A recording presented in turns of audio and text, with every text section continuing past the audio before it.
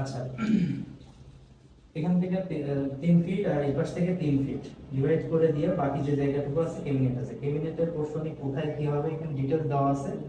As per design অনুযায়ী complete হবে। ভিতরে দিবা তুমি সেলফ, গ্লাস গ্লাস পাল্লা দিবা, এই পাশে গ্লাস পাল্লা দিবা, এই পাশে তোমার কোট হ্যাঙ্গার, এই পাশে কোট হ্যাঙ্গার বা আর এখানে তিনটা 6টা ড্রয়ার দিবা।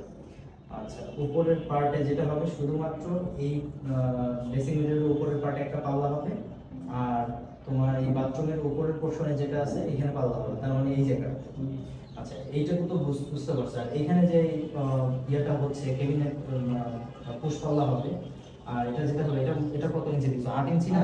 8 ইঞ্চি। 8 ইঞ্চি এই পোর্শনটাতে সুইচ এবং সকেট দিবা। এখানে বসে, হ্যাঁ এখানে বসে তোমার সুইচ দিলেই মিররে লাইট জ্বলবে, নিচে লাইট জ্বলবে, এই যে নিচে, ঠিক আছে? আর সকেটে দিয়ে হিয়ার ড্রায়ার বিভিন্ন ধরনের কাজ করতে হবে। আর এর মধ্যে তোমার ওই কসমেটিক্স জাতীয় যেগুলো আছে ওগুলো রাখবে। এই পাশের সেলফে তোমার ব্যাগটা যেগুলো বড় জিনিস আছে এর মধ্যে রাখবে, দেখতে লুকটা ঠিক লাগবে। আর অবশ্যই এই পোর্শনে খাড়া করে তোমরা ইয়ে দিবা, লাইট দিবা, প্রোফাইল লাইট দিবা। এই পোর্শনটাতেও এমন ভাবে লাইট দিবা যাতে এরকম খাওয়া এই পাশ থেকে ওই পাশে মারবা যাতে চোখে না লাগে। আর আলো একটু সফট আলো তোমার এই পাশ থেকে ওই পাশে যদি লাইট মারো তাহলে দেখতে ভালো লাগবে। আর উপরে কি হবে এটা তো বুঝতে পারলা। টিভি ক্যাবিনেটটাতে যা আছে এখানে ক্যাবিনেট করবা, এই পোর্শন আর ওই পোর্শনটাতে রাউন্ড করে দিবা। কেন দিবা? এর মেইন রিজন হচ্ছে যে এই পাশে যাওয়ার জন্য ওয়াকিং এরিয়াতে কোনো সময় ধুতা যেন না লাগে, ভালোভাবে সুন্দরভাবে চলাফেরা করতে পারে, কোনো মানে অস্বাভাবিক কোনো অঘটন যেন না হয়, এই বিষয়গুলো খেয়াল রাখতে হবে। আবার এই পোর্শনটাতেও কিন্তু তোমার হ্যাঁ সেম ঘোরাই দিতে হবে, সেম ঘোরাই দিতে হবে। আচ্ছা এবার আচ্ছা, এখানে ক্যাবিনেট দিবা 6 ইঞ্চি গ্যাপ দিয়ে, অবশ্যই অ্যাক্টিভ ক্যাবিনেট দিবা।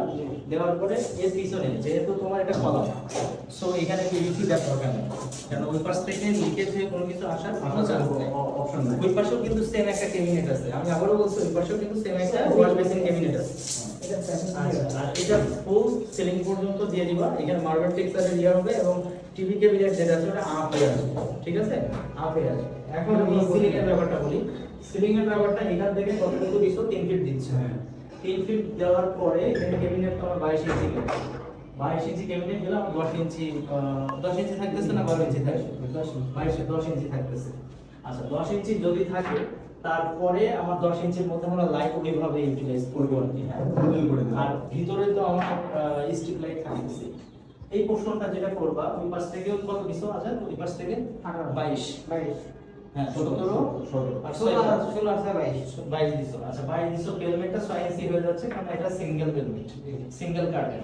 সিঙ্গেল কার্টেন এটা কভারিং করে দিয়ে আমরা এখান থেকে কত 32 ইঞ্চির মধ্যে একটা ওয়াল করতেছি। এই ওয়ালের মধ্যেই আমার ওয়াল লাইটিং হবে, সকেট হবে, আর এখানে যে বেড সাইড টেবিল হবে বেড সাইড টেবিলের উপরে সকেট দিয়ে দিব, ঠিক আছে? ওই লাইনটা টেনে নিয়ে এসে এখানে দিয়ে দিবা, আর এইখান থেকে পাওয়ার পয়েন্ট নিয়ে এখানে নিয়ে যাবো যাতে আমাদের সুবিধা হয়।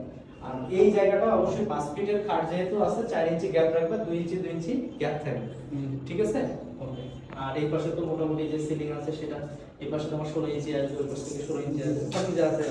আর ফ্যানটা অবশ্যই করে যাবে, ফ্যানটা অবশ্যই মিডিল হয়ে যাবে, হ্যাঁ ঠিক আছে।